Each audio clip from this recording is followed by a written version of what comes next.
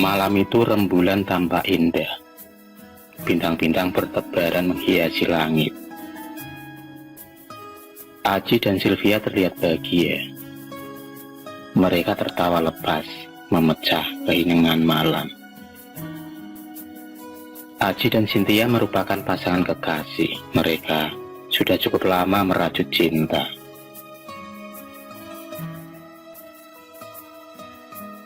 Aji sangatlah serius dan berencana melamar Cynthia, kekasihnya. Sore itu, Cynthia baru saja pulang dari kerja.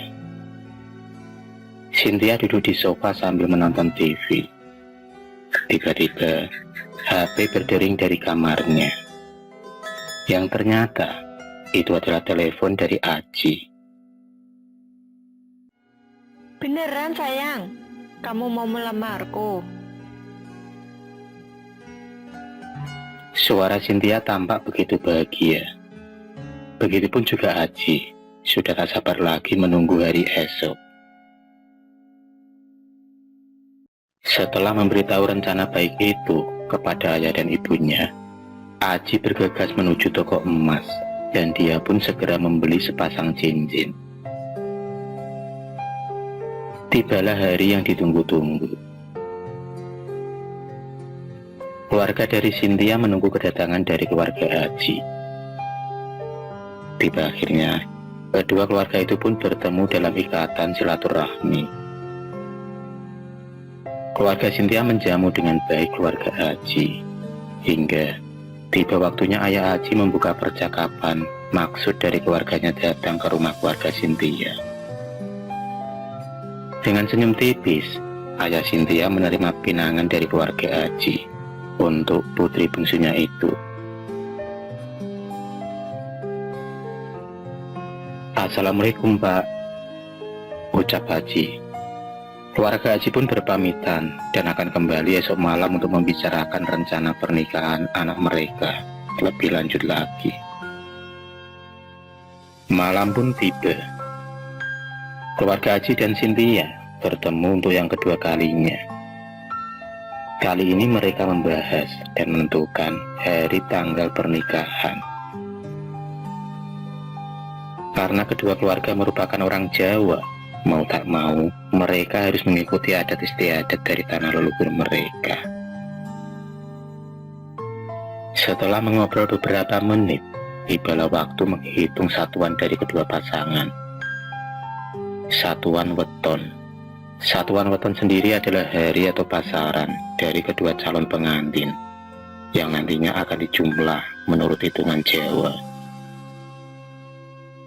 Dan hasilnya nantilah yang akan menentukan bagaimana nasib kedua pasangan itu sendiri. Tiba-tiba Ayah Aji tampak lesu.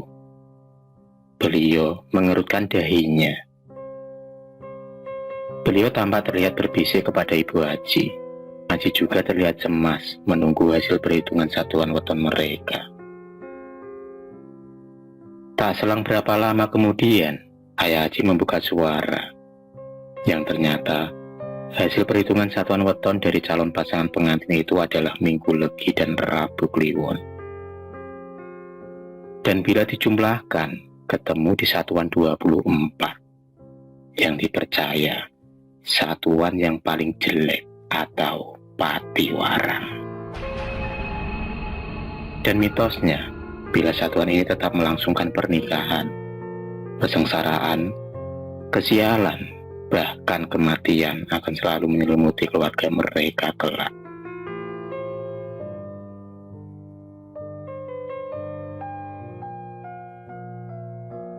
Mendengar penjelasan calon mertuanya itu, Cynthia terlihat meneteskan air mata, dan dia pun menunduk sedih. Aji, yang duduk di sampingnya, segera menenangkan hati pacarnya, yaitu Cynthia. Pernikahan ini tidak bisa dilanjutkan, Pak, kata ayah Cynthia. Kedua keluarga adalah orang Jawa Tulen dan sangat menghormati adat istiadat yang telah berlangsung berabad-abad. Ayah Haji dengan terpaksa juga tak ingin melanjutkan rencana pernikahan anaknya ini. Dia memilih membatalkan rencana pernikahan anaknya ini daripada terjadi sesuatu yang tidak diinginkannya nanti. Tapi tidak dengan Haji dan Cynthia. Mereka tetap bersikukuh untuk menikah. Perdebatan pun terjadi antara calon pengantin dan juga orang tua mereka. Aji berusaha meyakinkan orang tuanya kalau satuan weton itu hanyalah mitos. Tapi semua itu percuma. Orang tua mereka tetap melarang acara pernikahan itu dilaksanakan. Dengan terpaksa, Aji mengalah dan keluarganya pun mengajaknya untuk berpamitan pulang. Di sisi lain, ayah Cynthia menasihati Cynthia untuk mengakhiri hubungannya dengan Aji. Tak lain karena ayah Cynthia tak mau hal buruk menimpa anaknya kelak. Cynthia, yang bercucuran air mata, tak bisa berkata apa-apa.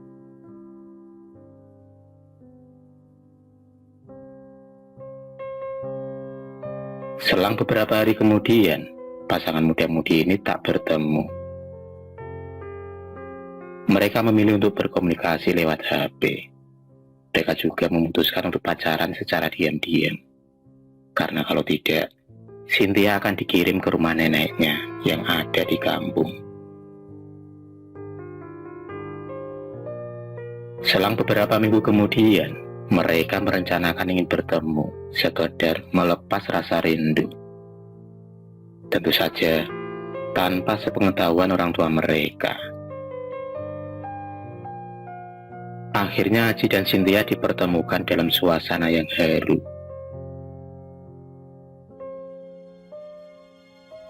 Tanpa terasa, waktu pun terus berlalu dengan cepat, hingga jam menunjukkan pukul 9 malam. Ketika Cynthia mau pulang, tiba-tiba hujan deras melanda. Akhirnya mereka pun larut dalam suasana rasa rindu, cinta, ditambah gemericik air hujan dan dinginnya malam itu. Tanpa sadar, mereka melakukan hubungan terlarang yang seharusnya tidak mereka lakukan.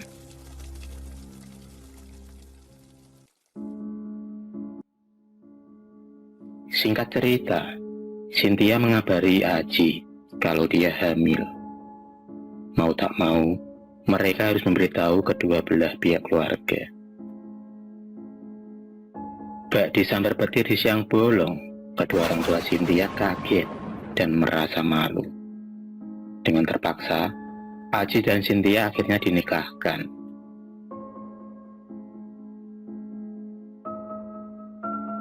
Atas saran dari keluarga Aji, setelah menikah nantinya akan diadakan mirodadi kodrat atau ruatan nikah. Dengan ruatan itu mereka berharap bisa membuang kesialan dari satuan weton 24 itu sendiri. Tibalah hari pernikahan Aji dan Cynthia. Acara dilaksanakan dengan megah. Tatanan meja dan kursi para undangan tertata rapi. Dekorasi pengantin terlihat indah dengan warna-warni bunga. Cynthia tampak begitu cantik dengan tatanan rias pengantin ciri khas orang Jawa. Aji dan Cynthia begitu bahagia. Mereka duduk berdampingan di atas pelaminan. Selang beberapa jam, angin dan hujan datang begitu lebatnya. Para tamu undangan berhamburan mencari tempat yang lebih nyaman. Semua keluarga pun tambah panik ketika tiba-tiba panggung pelaminan ambruk terkena terjangan angin dan hujan lebat itu. Tapi alhamdulillah, mereka pun bernafas lega karena dua pengantin baik-baik saja dan tak terluka sedikit pun. Setelah acara resepsi selesai, Aji meminta izin kepada orang tuanya untuk membawa Cynthia berjalan-jalan mengiringi kota. Mereka ingin merayakan hari bahagianya itu berdua. Hati-hati ya nak, ucap ayah Aji. Cynthia yang masih mengenakan baju pengantin segera naik mobil. Cynthia dan Aji terlihat bahagia, terlebih lagi Cynthia. Saking gembiraannya, setengah badan Cynthia dikeluarkan dari pintu. Tangannya melambai-lambai sambil berteriak-teriak kegirangan. Tak disangka, dari belakang ada mobil truk kontainer dengan kecepatan tinggi yang dengan cepatnya menabrak kepala Cynthia hingga putus, yang mengakibatkan truk kontainer itu oleng dan jatuh terguling. Aji yang tak sempat menghindar karena kejadian itu begitu cepat. Tabrakan pun tak terelakkan lagi. Mobil Aji terlindas truk bermuatan besar itu. Cynthia dan Aji pun tewas di tempat dengan memakai baju pengantin yang berlumuran darah. Yang mengenaskan lagi, kepala Cynthia terlepas dari badannya akibat tabrakan maut yang dialaminya.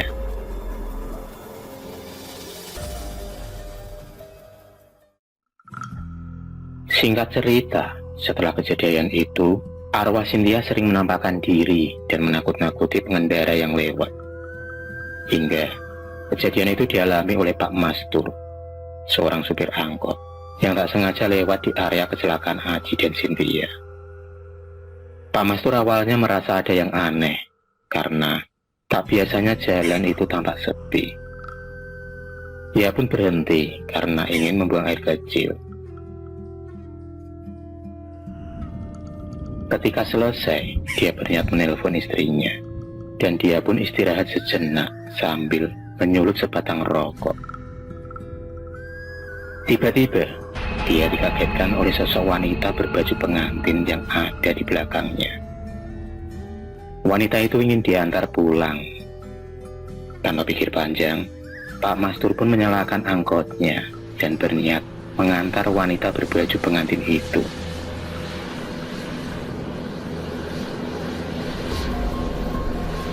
Saat angkot berjalan beberapa meter, Pak Mastur berniat mengajak ngobrol untuk mencairkan suasana.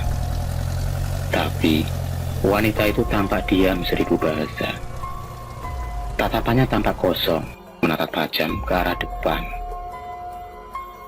Pak Mastur pun mulai merasakan hal yang aneh. Kini, hidungnya mencium bau anyir, amis darah. Pak Mastur juga sempat menanyakan bau amis kepada sosok wanita itu. Tapi, lagi-lagi wanita itu hanya diam dan hanya menggelengkan kepala. Ketika Pak Mastur celingak-celinguk mencari bau amis darah itu, tiba-tiba kakinya terasa ada yang memegang. Pak Mastur pun kemudian mengerahkan kedua matanya ke kakinya. Dan alangkah terkejutnya, tampak dari bawah jok mobil tangan berlumuran darah memegang kaki kirinya Pak Mastur. Pak Mastur pun berteriak-teriak. Ketika Pak Mastur menoleh ke kursi sampingnya, terlihat pengantin wanita itu wajahnya yang berubah pucat hingga terlihat jelas di mata Pak Mastur. Kepala wanita itu terputus dan menggelinding di pangkuannya. Pak Mastur hanya bisa beristighfar dan berteriak sekencang-kencangnya. Tak lama kemudian, kepala yang berlumur darah itu keluar dari pintu mobil dengan suara cekikan yang melengking dan menakutkan.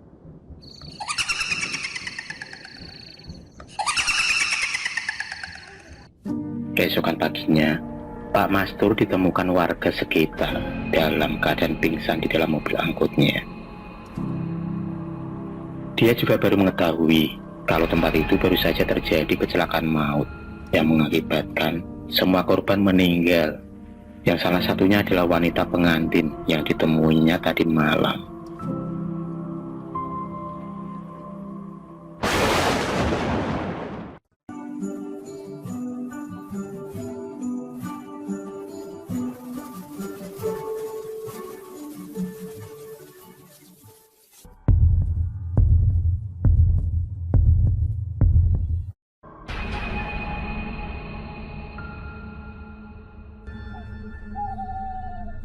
Terima kasih sudah menonton video cerita bergambar ini. Klik subscribe untuk terus berlangganan video-video cerita bergambar selanjutnya. Semangat berkarya.